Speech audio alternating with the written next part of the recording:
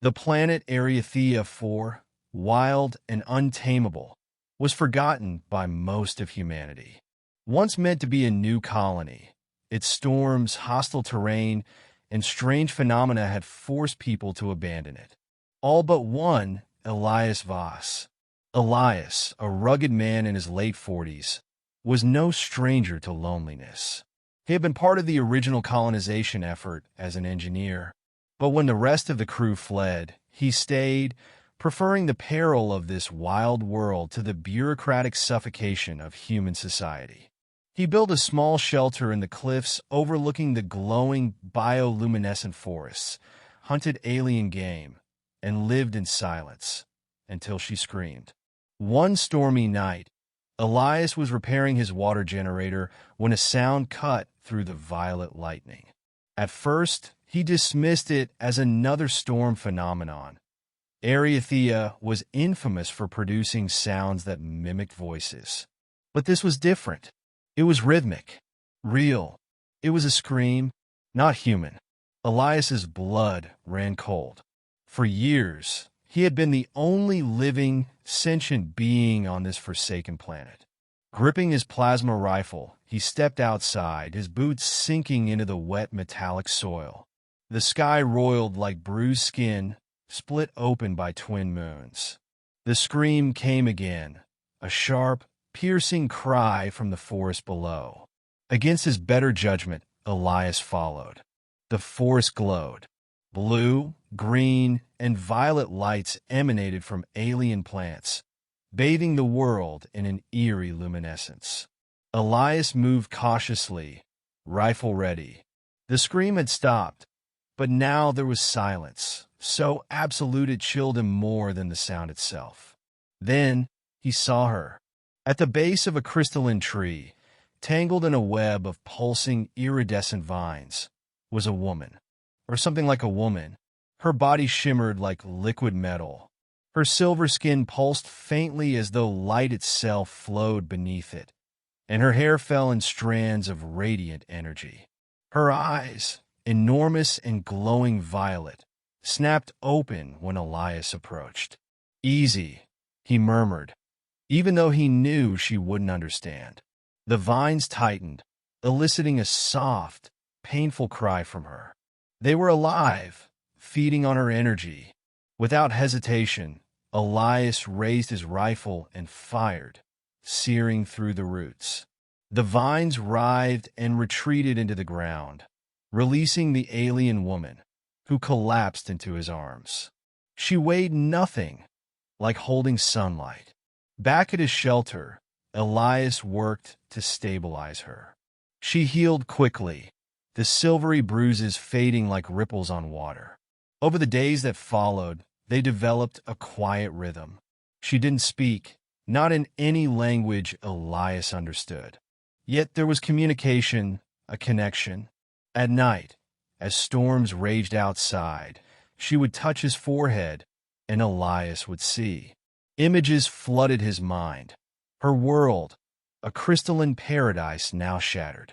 Her people, the Serenai, once beings of light and harmony, hunted to extinction by a race of predators. Her ship, fleeing, crashing here. The vines that held her captive, seeds of the enemy growing across the galaxy. And now, they were coming for her. Elias woke one morning to find the alien woman, whom he'd begun to call Lira, standing on the cliffs, staring at the storm-choked horizon. Her silver form glowed faintly, a beacon in the gloom. Above them, the sky darkened unnaturally. "Lira," Elias whispered. It wasn't a storm. The hunters had arrived. A massive black ship broke through the clouds, its shape predatory and insect-like. As it descended, Elias grabbed his rifle and turned to Lira. She looked at him, her violet eyes sorrowful but resolute. She touched his forehead one final time. This time, Elias felt her. Her fear, her hope, and a single word resonating through his mind. Run. But Elias didn't run. The black ship unleashed its drones, swift, spindly machines that tore through the cliffs, scanning for energy signatures. Elias led Lira into the caves, where he had spent years mapping tunnels and traps. "Stay close," he told her, knowing she didn't understand the words but trusted him anyway. They wove through the labyrinthine darkness, the sound of the drones growing louder. Elias set traps, cave-ins, plasma bombs, anything to slow them. Twice, they were nearly cornered, but Lyra's radiant glow lit alternate paths, as though the planet itself whispered to her. Finally, they emerged at a narrow plateau overlooking the cliffs. The black ship hovered ominously above them, drones swarming like locusts. Elias turned to Lira and handed her a small device, a distress beacon he had scavenged years ago. It was ancient but functional, capable of sending out a pulse to nearby systems. "This will bring your people," Elias said. "You can't stay here." Lira reached out, placing her hand on his chest, her eyes brimming with emotion. Elias knew what it meant. She didn't want to leave him, but she had to. "Go!" Elias shouted, turning to fire at the advancing drones. Lira hesitated for only a moment before activating the beacon. Her silver form flared brilliantly, and in a flash of light, she disappeared, leaving Elias alone. The drones descended. Elias fought with everything he had, using the terrain, his traps, and his plasma rifle to keep them at bay. He destroyed dozens before their sheer numbers overwhelmed him. As he collapsed, his vision fading, he looked toward the sky. The beacon flared like a star. A promise.